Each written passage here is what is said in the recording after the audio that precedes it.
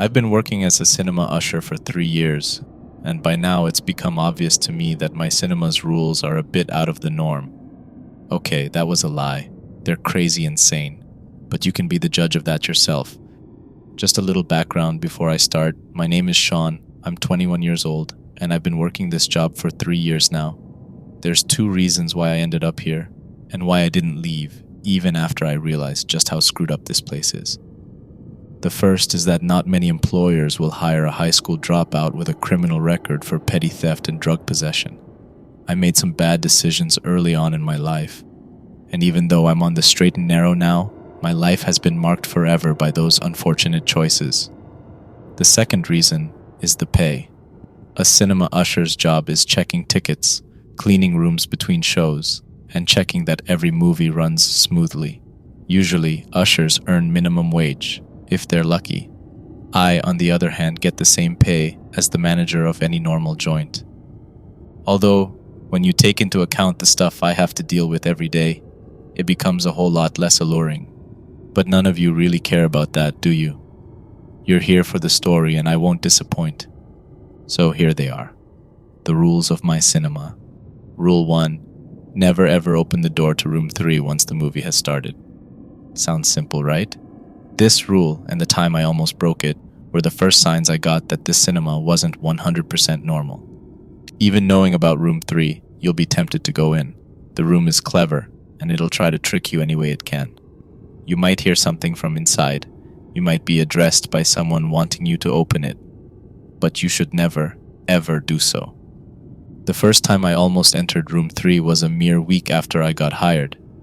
I had read the rules, sure, and I had been confused by them, but I didn't question them. I needed this job badly. If I had to endure some extravagant, mysterious rules to get my paycheck, then so be it.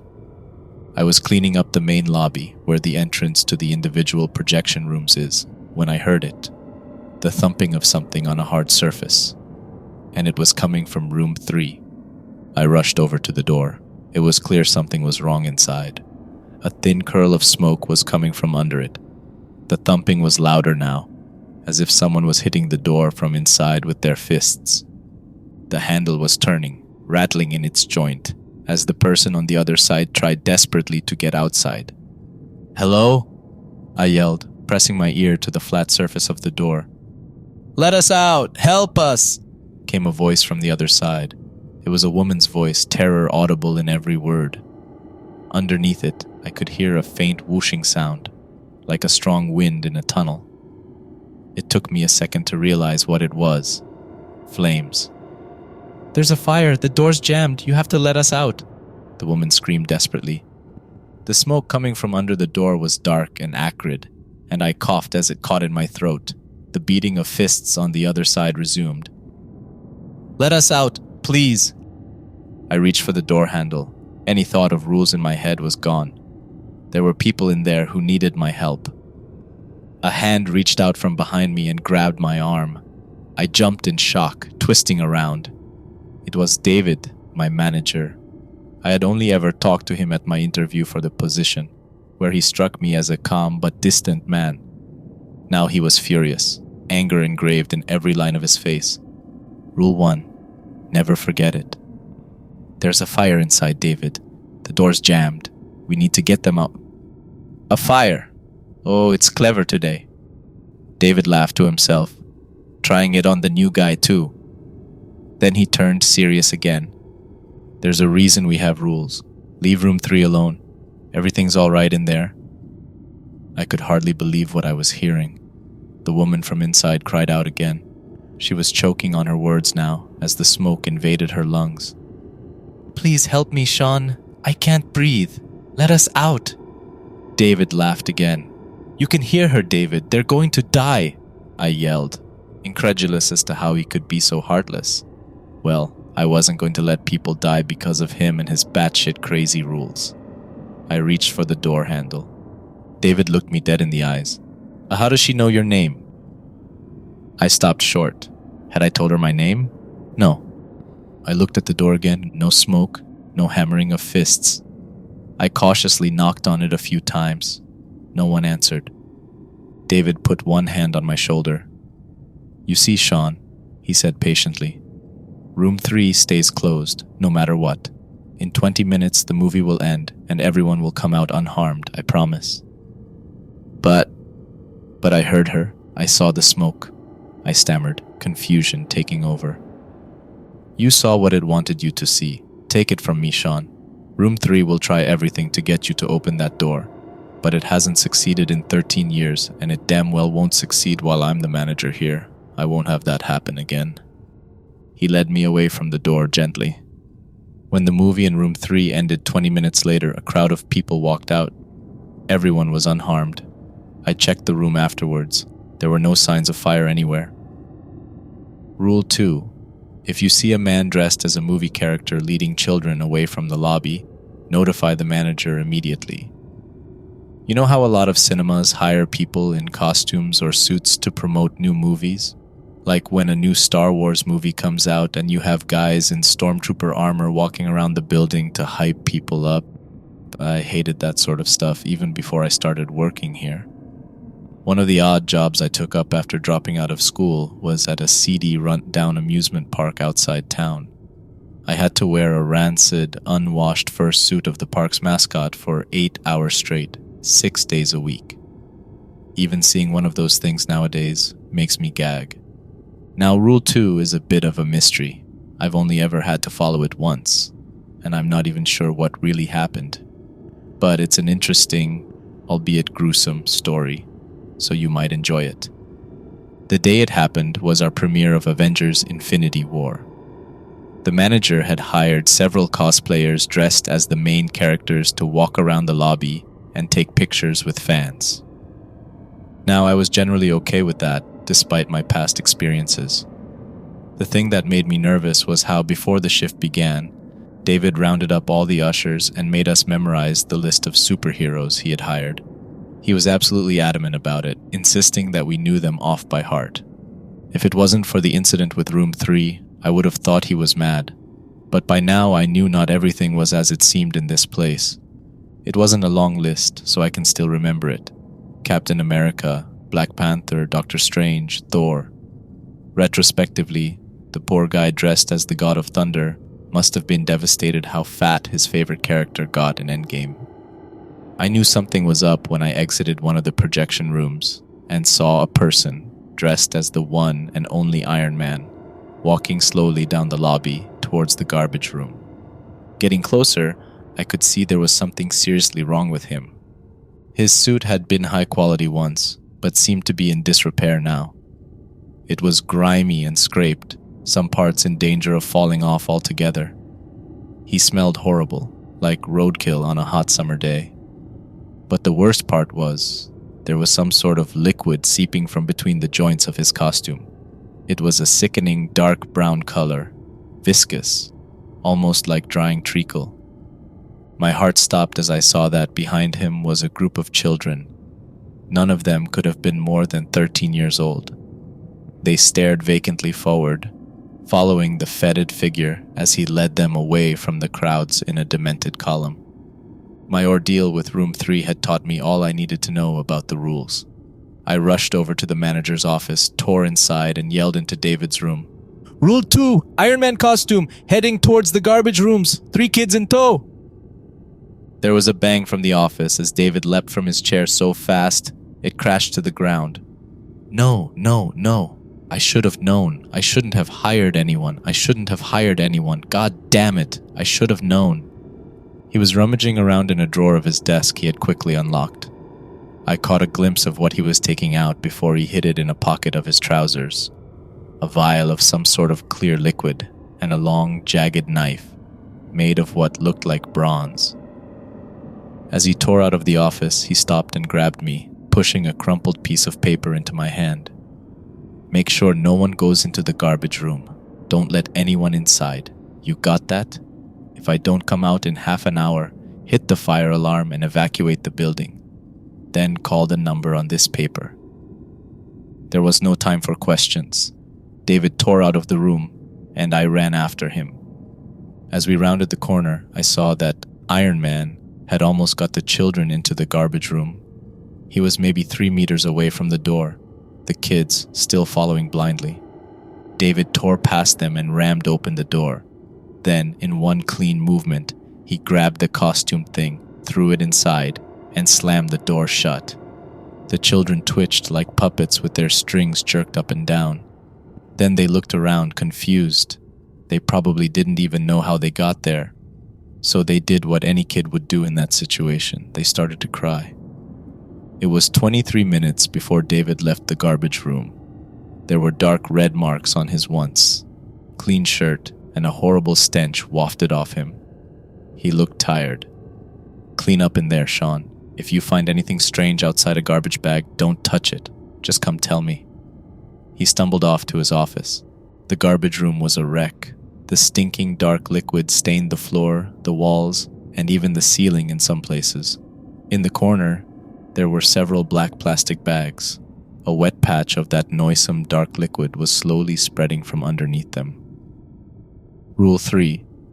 If a man with a tattoo on his left cheek wants something from the lost and founds, don't give it to him.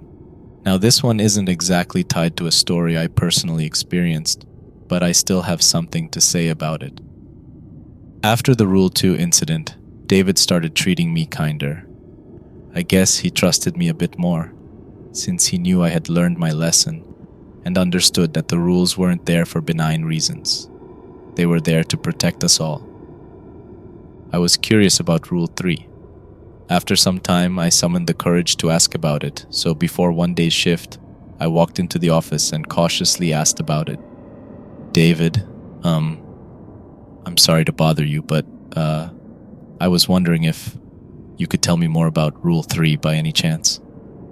David smiled wryly. Curious, are you? Don't worry, I would be too. He began rummaging about in his drawers and file folders. Eventually, he handed me several yellowed papers, stapled together in the corner. Here, read this when you're on your break. Hopefully, it'll slake your curiosity. When my break came, I sat down in our locker rooms and did exactly that. The papers were actually several newspaper articles stapled together. The first was 15 years old.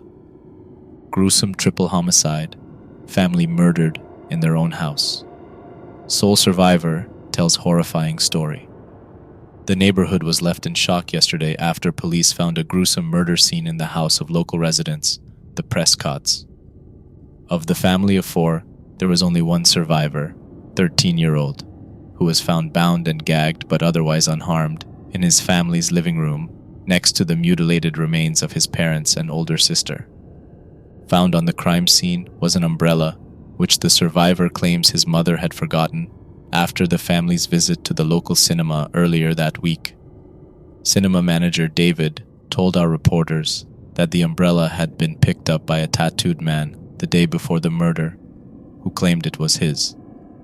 Police are looking into the possibility this man was connected to the crime, but so far their search has proved unsuccessful. The next 2 articles were 12 and 5 years old, respectively, and published by different newspapers, but they told much the same story, a mass homicide. One mentioned an item from our lost and founds being found at the scene from the crime. The other didn't, but David had written underneath it in pencil, "The same man. What does the tattoo mean? Need to make a rule about him." The last article was what really creeped me out, though. It wasn't modern. In fact, it was just a printed photo of an ancient-looking page. The year printed at the top announced it to come from London, 1899. The writing was hardly legible, but the headline told me all I needed to know. Fear the stage. London theater shuts down amid murder spree as mysterious killer claims forgotten items. Some rules are harder to follow than others, and some come up more often. Rule 4 is one of the rarer ones, and I thank God for that. Rule 4. If the lights go out while you're cleaning a room, take a seat. A movie will play. You have to watch till the end. Don't look away from the screen, no matter what you see or hear. This is the rule that gave me the most anxiety when I read it. Having already had a run, in with rules 1 and 2, I knew just how serious following our commandments, or failing to do so, could be. My experience with Rule 4 happened when I was cleaning out Room 1 after a movie. Without a warning, it happened. The thing I'd been dreading for months at that point. The lights went out. There wasn't a pop, like a light bulb going off. 1 second, I was in a well-lit room. The next, I was standing in pitch blackness. Even though I'd been mentally preparing myself for this for weeks, I froze. Take a seat. Damn you, take a seat. Finally, my limbs obeyed my mind. I leapt for where I hoped the nearest row was, and rammed myself down into a place. Just in time. The screen lit up, filling with static, before resolving into the image of a dark, dank cellar. The image quality was ancient, like some Super 8mm film from the 90s. Through the grainy screen, I could make out that there was a single chair in the center of the room. Tied to it was a young man.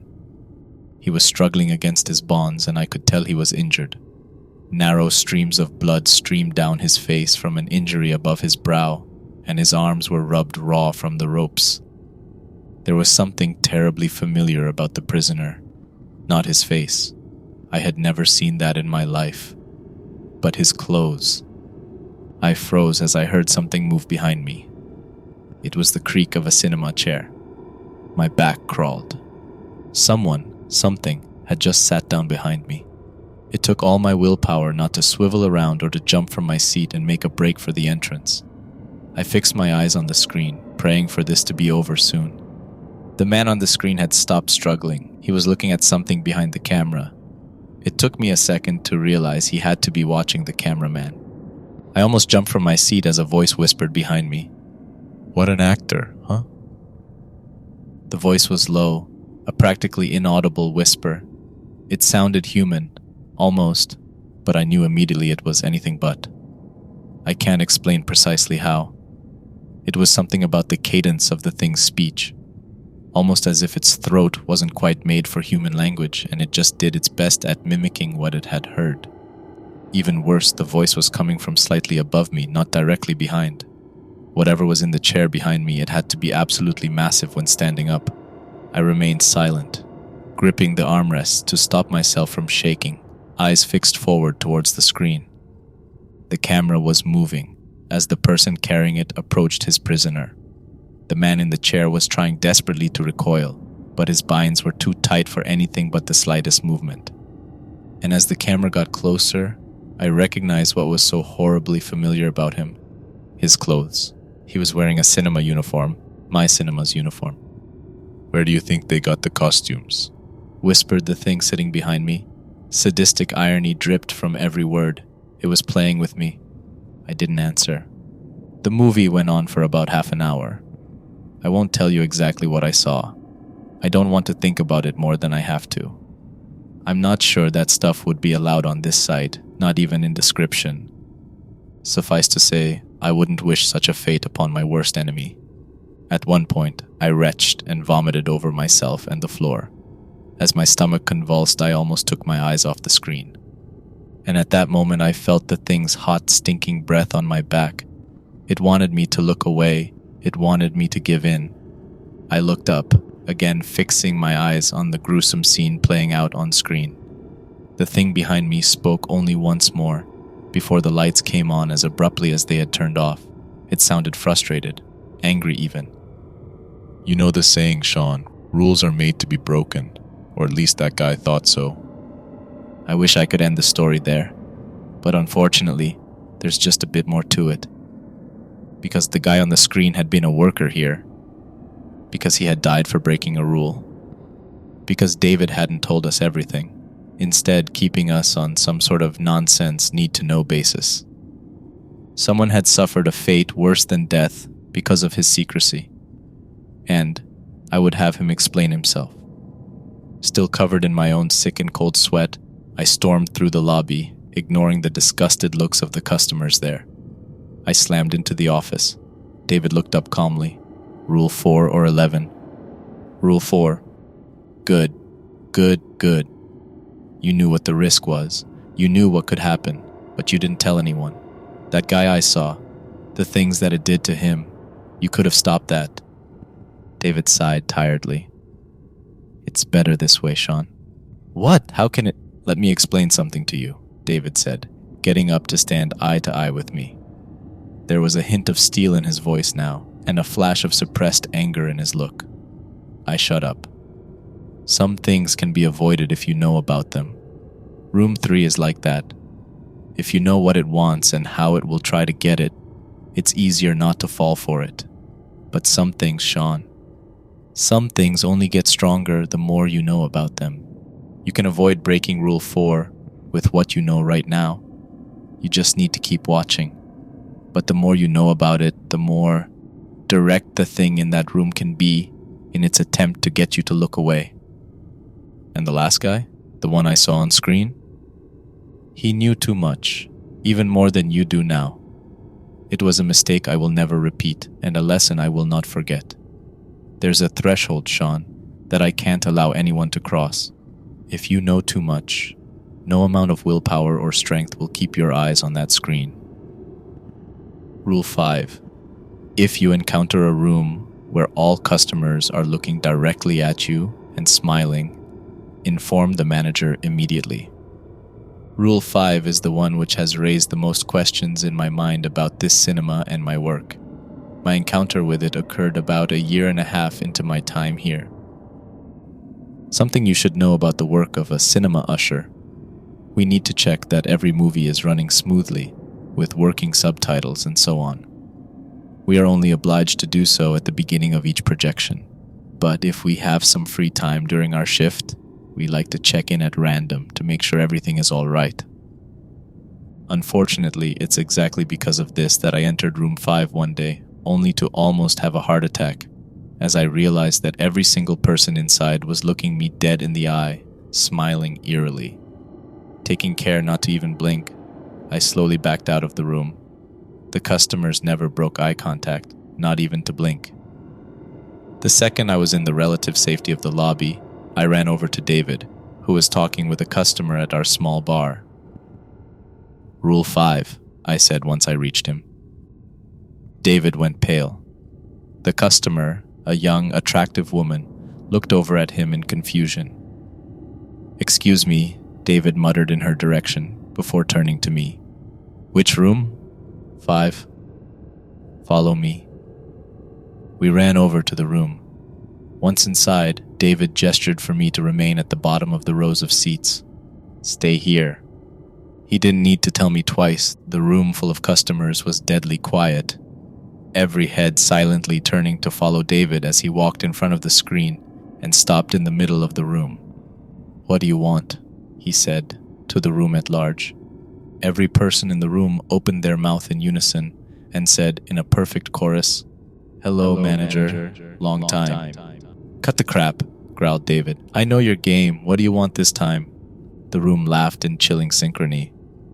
Always so direct. I always liked you, more than your predecessor, you know. David's jaw clenched.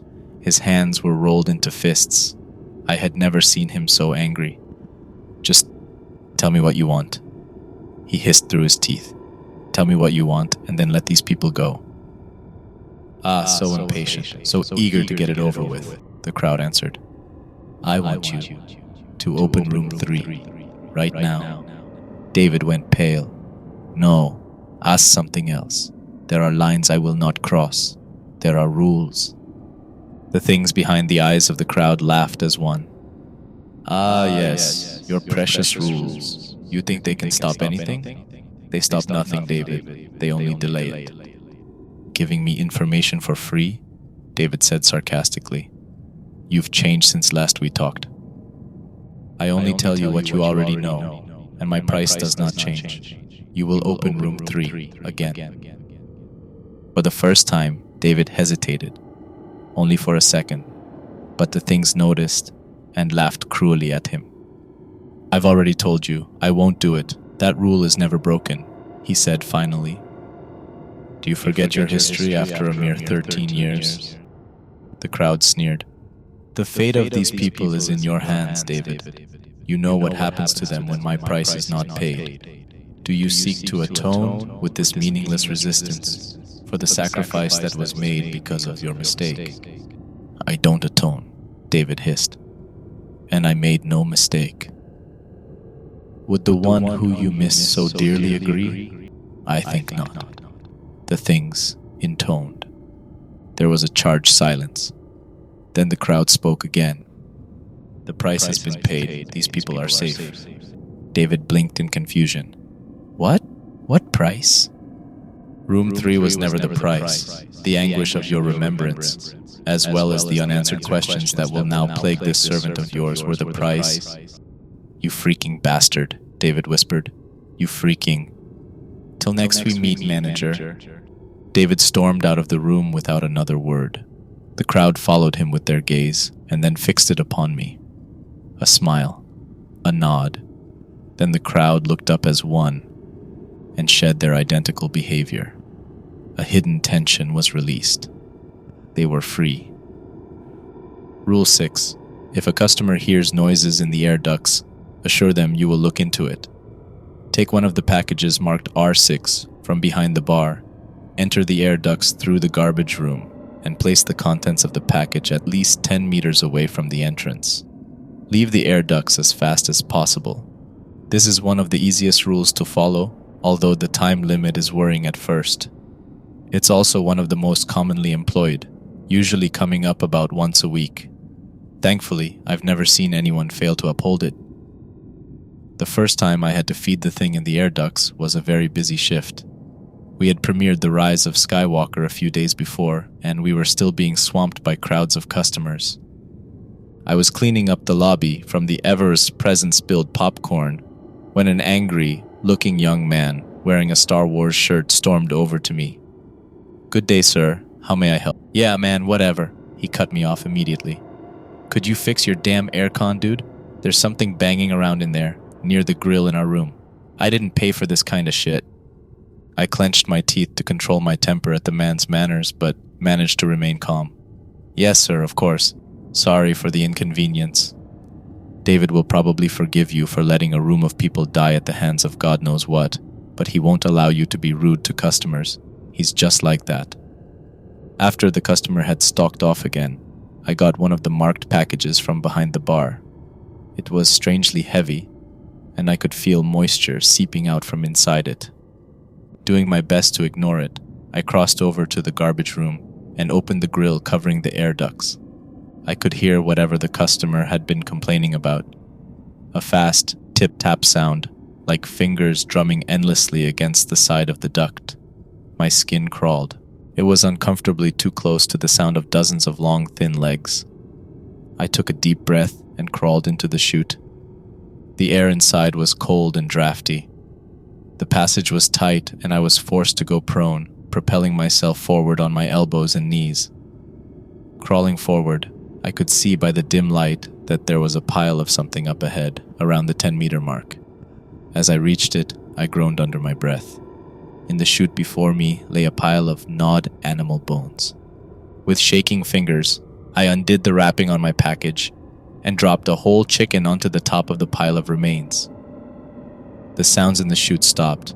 I held my breath.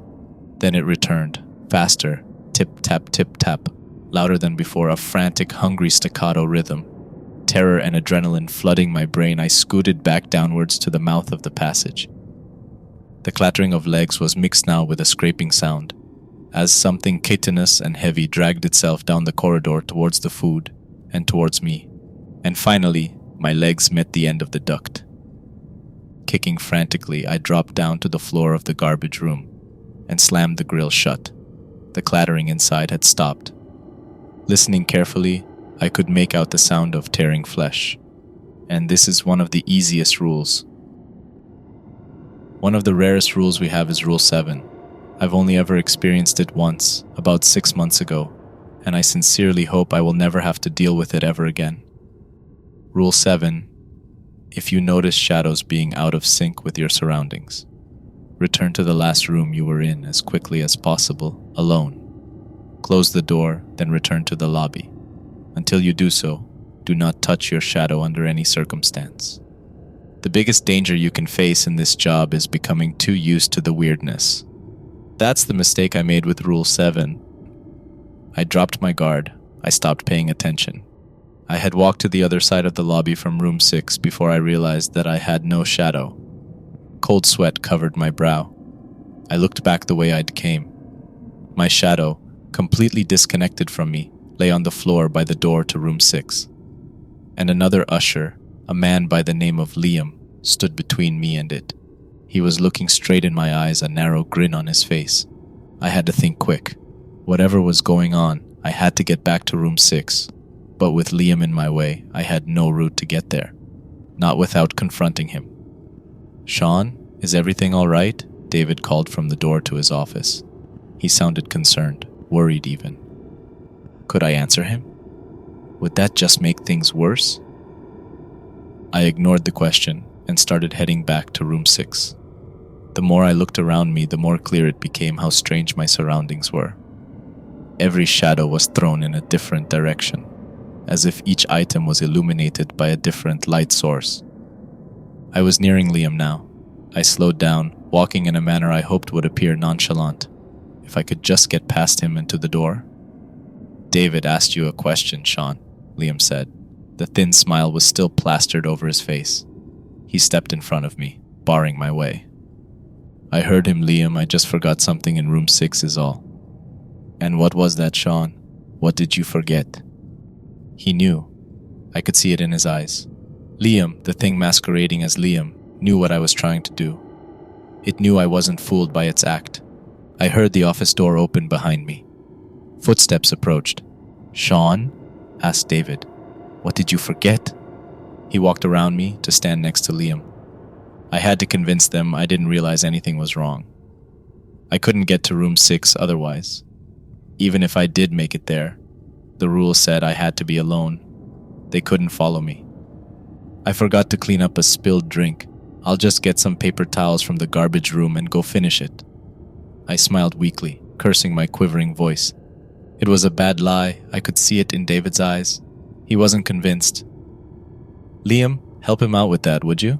he said, walking away to the office. Liam smiled at me again. It was a horrible sight. "Well, let's go, Sean," he sneered. We walked to the garbage room. My mind raced as I tried desperately to think of a way out of this situation. Liam was watching me from the corner of his eye, waiting for me to make a run for room 6. A desperate plan formed in my head. It was a gamble, and for all I knew, the other rules of the cinema didn't even apply in this place, whatever it was. But it was the only way to escape that I could think of. We entered the garbage room. Liam wasn't even acting inconspicuous anymore.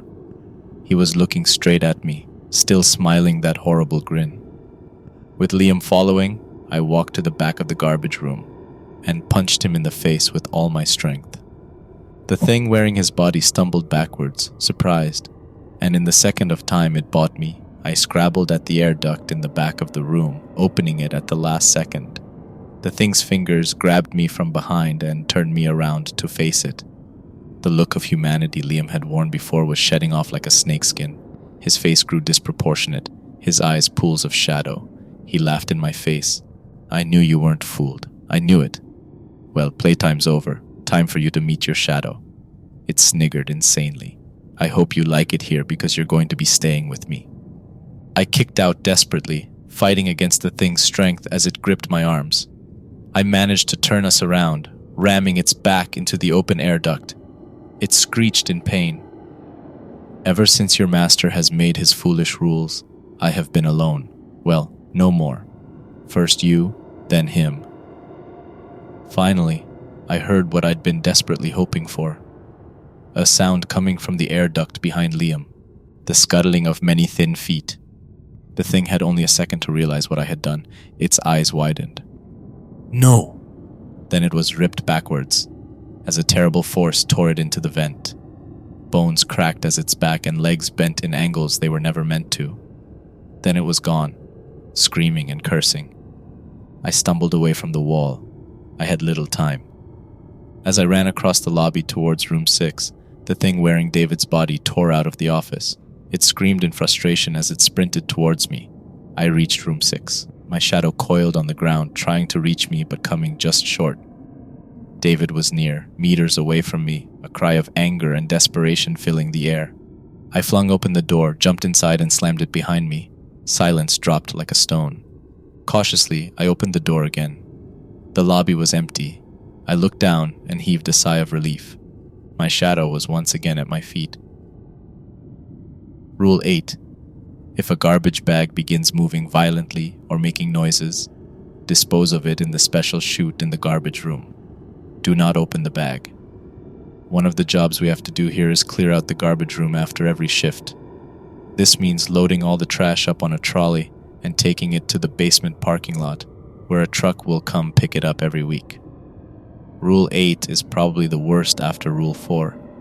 It's not as mentally scarring, but it can still mess your head up if you think too much about it. It certainly made me pretty miserable when I had to deal with it the first time, about a year back. I was almost done with the trash that day. One more trip with the trolley should have done it. I was looking forward to the end of my shift and the warm embrace of my bed at home.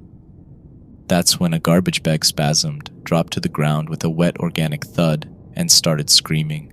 "Help me! Oh God, please help me!" I screamed and jumped back.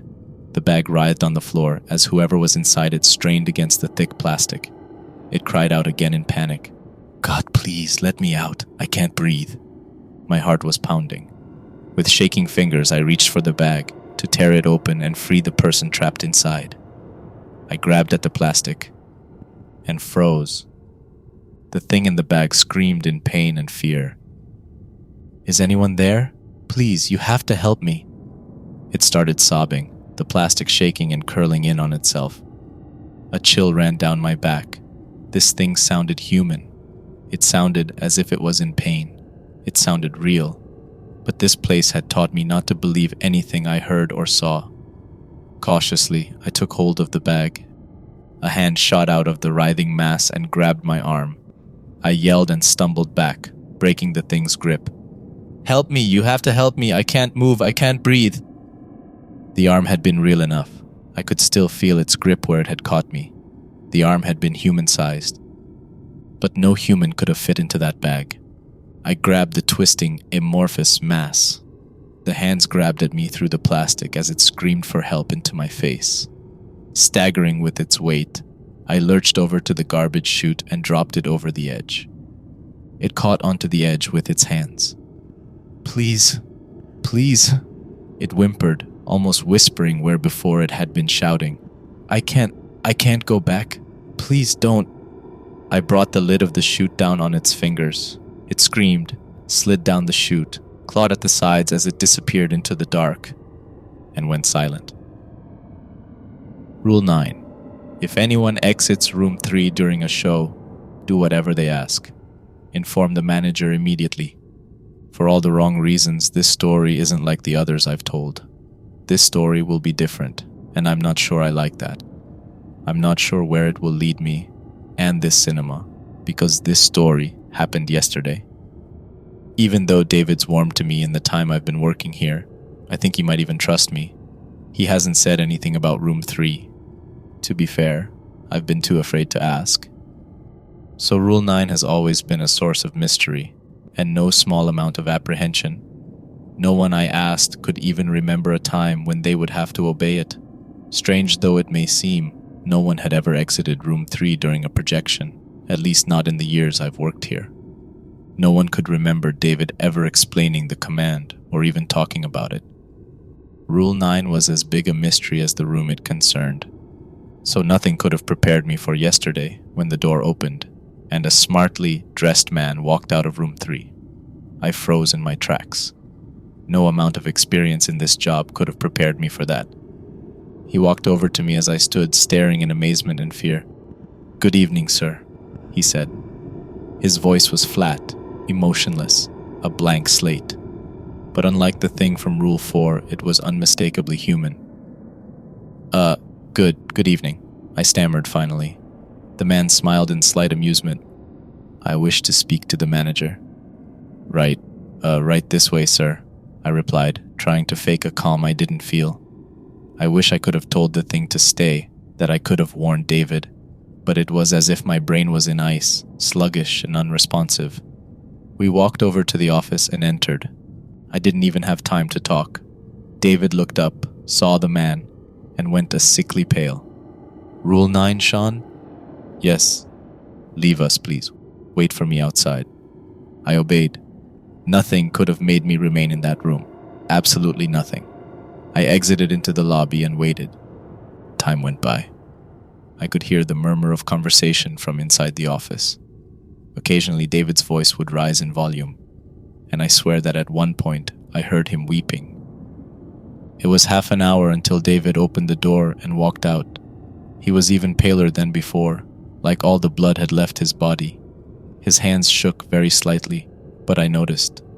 In the second before he closed the door, I could see the room behind him. It was empty. The man had gone. David, I asked cautiously, not knowing what to say. Is everything... What happened? David fixed his eyes on me. They were red, rimmed, and bloodshot. Go home, Sean. Rest, sleep, prepare. Why? Prepare for what? We're going to break rules 10 and 11 tomorrow. Walking to work yesterday was the hardest thing I've ever done. Anticipation and fear mixed within me in equal measure. David's recommendation to rest and sleep had proven to be impossible to obey, and I had spent the whole night dreading what would come in the morning. When I came to work, I found the cinema empty. A sign at the entrance announced, "Closed temporarily due to equipment malfunction." David was already there. He sat in his unlit office, staring at the wall in silence. I walked in and stood at the door. I didn't have the courage to interrupt his thought. Eventually, he looked up. "Sean," he said, his voice hollow. "I'm sorry. My mind was somewhere else." He got up and walked over to me. "You said we were going to break rules today," I said. "Yes, rules 10 and 11. Rule 10. If you find a book bound in black leather on the premises, do not open it. The black book, as we like to call it. You'd see it at pretty much every shift, and overcoming the need to open it was one of the first things you learned to do on this job. No one knew what was inside. Its yellowed, ancient pages. It moved and shifted mysteriously. You'd see it in the corner of the garbage room, propped up invitingly in the corner. You'd walk over to a room or to the office, only to see it first on the ground in the lobby and then in the office itself, lying on David's table as if it had always been there. We'd never seen even David open it. It seemed I was going to see so now. It took us an unusually long time to find the book. Searching first the office and the lobby and the rooms, we then returned in defeat, only to find it sitting on one of David's filing cabinets. He snorted derisively and went to pick it up. Its ancient-looking pages, yellowed by time, crackled as he opened it cautiously. From where I was standing, I couldn't see the words within, and moved to look at them over his shoulder. David slammed the covers closed. "Not yet, Sean. Soon." My temper flared. "David, I don't know anything about what's going on. I don't know what we're here to do today, or why we're breaking 2 of our rules. I don't expect you to tell me everything, but you have to give me something." My anger receded as quickly as it had risen. I realized this was, despite everything, my employer. David smiled wryly. There was a second's silence. "You're right, Sean. You deserve to know something. I'm sorry. After 15 years in this job, you begin to get used to not telling anyone more than they need to know. 13 years ago, I made a mistake, Sean. Room 3 tricked me by using my affection for someone close to me. I opened the room and almost brought disaster on us all. It's ironic. Only the sacrifice of the person I thought I was saving helped delay disaster." "Delay?" "Yes, Sean. We borrowed time. Yesterday, that time ran out. Unless we act, Room 3 won't even need anyone to open it anymore. It will escape by itself, and I can't allow that." "And the book? What is it?" "I guess you could call it a manual of sorts. The rules of the cinema are all in here." He looked down onto the pages again. I could tell this impromptu informational talk was over. I could be happy for even the little I had gotten. David turned some pages, scanning their contents before pointing at a piece of the page and smiling to himself. "Sean, I'm going to have to ask you to leave the room for a while. Just for a while, this shouldn't take long." I hesitated but obeyed. Standing in front of the room, I could see David's shadow on the drawn blinds of his office window as he moved around.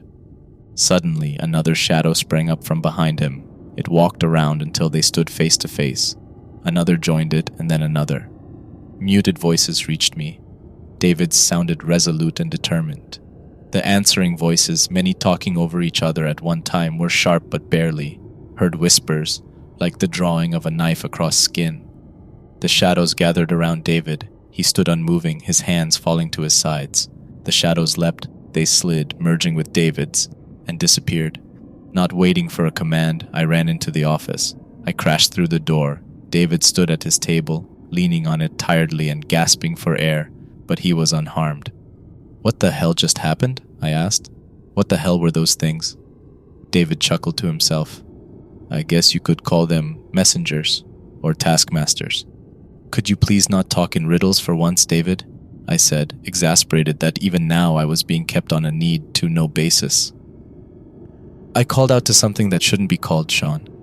But this is a trying day, and desperate times call for desperate measures. Let's go. It should be arriving soon enough, and I'd hate to keep it waiting." He walked past me, still carrying the black book. After a second, I followed in mute frustration. Opening the door to the office, I saw what he had been talking about. Rule 11, the lady in black. If a woman in a black dress offers you a drink, do not accept. A woman stood before us. She was tall, taller than either of us, and her pale face contrasted with her deep dark hair. She wore a flowing, midnight black dress. In her hands was a carved wooden goblet. I had encountered the lady in black before. She, or it, walked around the cinema often, stopping ushers every now and then to offer them a drink from her goblet. The liquid within was translucent and looked for all purposes like clear water. Somehow, I always doubted it was anything that harmless. Thankfully, she never forces a drink on us, making her one of the least dangerous things you could encounter here. When you refused, she would nod silently, understandingly, and move on. Now she was here. "Will you accept my chalice?" she said, almost whispering. Her voice was faint and unfathomably sad. I made to refuse. It was almost muscle memory at that point, honed by dozens of encounters with her. But my words stuck in my throat when I realized she wasn't looking at me. She was talking to David. He was quiet for a second. "I will," he answered finally. "David, what are you—" I began in confusion and panic. He cut me off. "This has to be done, Sean. There's no other way we can stop what's coming." He turned back to the lady in black. "It has been so long." She smiled faintly and passed him the cup. "Drink." David took the chalice. He hesitated for a moment, wavering. His face hardened suddenly. He drank the cup in one quick draught. Then he gasped, stumbled, and dropped it to the ground with a thud. He leant on me heavily, and I almost fell over under his sudden weight. His face was a sickly pale. He coughed, and specks of red fell to the floor. "You have paid the price," the lady whispered. "I have," David replied, shaking with more bloody coughs. "Now for your side of the bargain." "Indeed. What is it you seek?" She smiled sadly. I seek a way to halt Room 3 from breaking free." David was choosing his words carefully. He only had one shot at this, I realized. The lady frowned. "You will not like the answer, child," she whispered. "Are you sure this is what you wish to know?" "I am sure, damn you," David whispered through clenched teeth. A thin red trail ran down from the corner of his mouth. "Tell me." The lady leant forward to his ear. She whispered to him, words I hope I never have to hear. Then she straightened her back again. "The bargain is complete. Farewell, David." She turned and walked away from us as if nothing had happened. She rounded a corner. Somehow I knew she would not be there if I looked. David turned to me. Blood was now dripping from the corner of his eyes too. The black book fell from his fingers. "David, what did you do? What's happening?" I stammered. "What did she tell you?" I had to lean forward to hear his reply, his voice weakening with every word. Go. Go to the projection booth, Sean. Turn on all the projectors. Do it now, quick. The command in his tone was absolute. I ran for the projection booth. I swiftly flipped every switch, moving from projector to projector. The whir of machinery filled the air. Empty though it was, there was now a show in every room of the cinema. I realized what David was doing. Too late, I realized. I sprinted back for the lobby, taking the stairs from the booth 3 at a time. I had to be in time. I had to. He was not in front of the office anymore. The black book lay, open from when it had fallen to the ground, the only indicator he had ever even stood there. I ran over to it and looked around the lobby. Of course, David stood before room 3. His hand was on the handle. He looked back at me, blood in his eyes. "David, don't!" I screamed. 13 years, Sean. Use them well. He called out to me. He smiled. Then he opened the door.